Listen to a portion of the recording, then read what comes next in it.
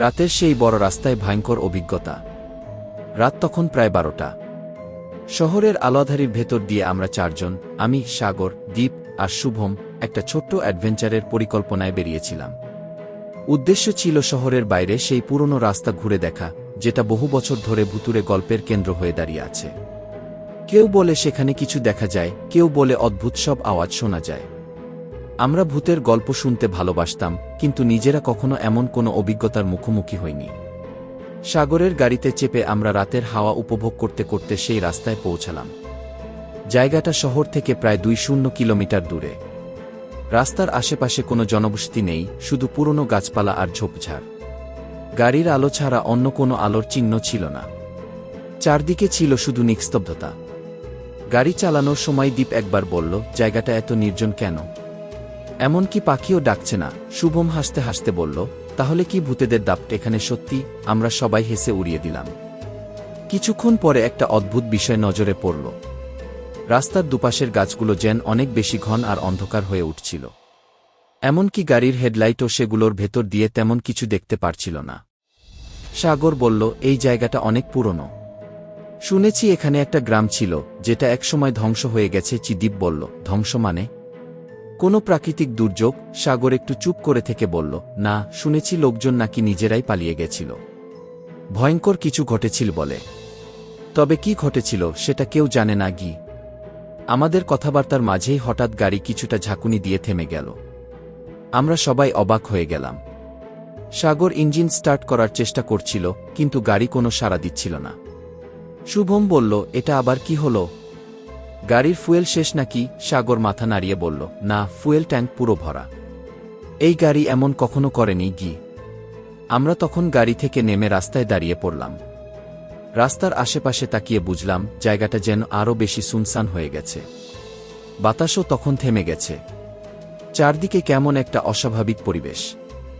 হঠাৎ করেই দীপ বলল, ওই দেখো, ওখানে কেউ দাঁড়িয়ে আছে। আমরা সবাই দীপের দেখানো দিকে তাকালাম। রাস্তার সামনেই কিছুটা দূরে একটা কালো ছায়ার মতো দেখতে পেলাম। ছায়াটা এমনভাবে দাঁড়িয়েছিল যেন আমাদের দিকে তাকিয়ে আছে, কিন্তু তার মুখ বা শরীর স্পষ্ট দেখা যাচ্ছিল না। শুভম একটু ভয় পেয়ে বলল, ওখানে কেউ কি সাহায্য চাইছে? আমি বললাম, চল গিয়ে দেখি, হতে পারে কোনো পথচারী বিপদে পড়েছে। আমরা ধীরে ধীরে ছায়াটার দিকে এগোলাম, কিন্তু যত কাছে যাই ছায়াটা তত দূরে সরে যাচ্ছিল। মনে হচ্ছিল সেটা আমাদের সামনে থাকা সত্ত্বেও ধরাছোঁয়ার বাইরে। হঠাৎ ছায়াটা পুরোপুরি অদৃশ্য হয়ে গেল। আমরা থমকে দাঁড়িয়ে গেলাম। দীপ বলল, এটা কি করে সম্ভব? সামনে কেউ ছিল আর এখন নেই। আমরা তখন প্রায় গাড়ির কাছে ফিরে আসতে যাচ্ছি, হঠাৎ আমাদের চারপাশে অদ্ভুত আওয়াজ শোনা যেতে লাগল। আওয়াজগুলো যেন ফিসফিসানি, কিন্তু শব্দগুলো পরিষ্কার বোঝা যাচ্ছিল না। মনে হচ্ছিল কোনো অদৃশ্য কেউ আমাদের নাম ধরে ডাকছে। আমরা সবাই নিজেদের নাম শুনতে পেলাম। শুভম বলল, আমাদের এখান থেকে বেরিয়ে যাওয়া উচিত। এই জায়গা ভালো নয়।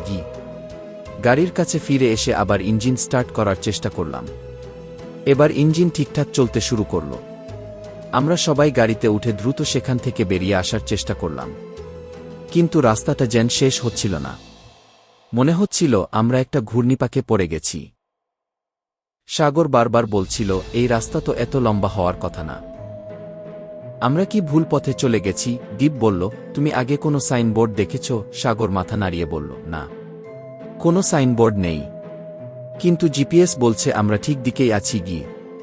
ঠিক তখনই আমাদের সামনে রাস্তার মাঝখানে একটা কিছু পড়ে থাকতে দেখলাম। সেটা কি?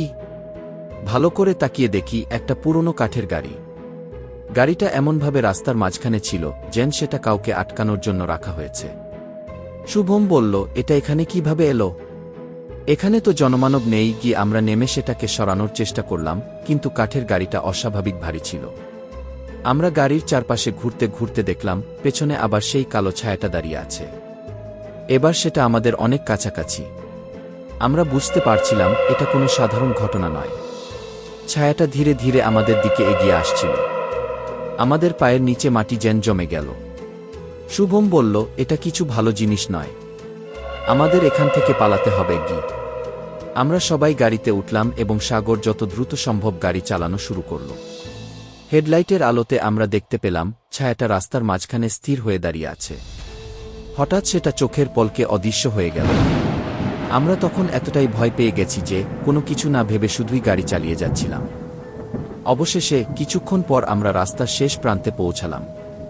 সেই মুহূর্তে মনে হলো আমরা যেন একটা ভারী বোঝা থেকে মুক্তি পেয়েছি। রাস্তাটা পেছনে ফেলে আমরা শহরের দিকে ফিরে এলাম। পরের দিন আমরা চারজনেই ভাবছিলাম সেই রাতে আসলে কি ঘটেছিল। রাস্তার সেই ছায়াটা কি ছিল? গাড়ির সঙ্গে সেই অদ্ভুত সমস্যা, ফিসফিসানি শব্দ আর সেই অদ্ভুত কাঠের গাড়ি, এসব কি সত্যি ছিল নাকি আমাদের কল্পনা? তবে একটা জিনিস নিশ্চিত ছিল, সেই রাত আমাদের স্মৃতিতে চিরদিনের জন্য ছাপ রেখে গেছে। আজও যখন আমরা সেই অভিজ্ঞতার কথা মনে করি, গা শিউরে ওঠে।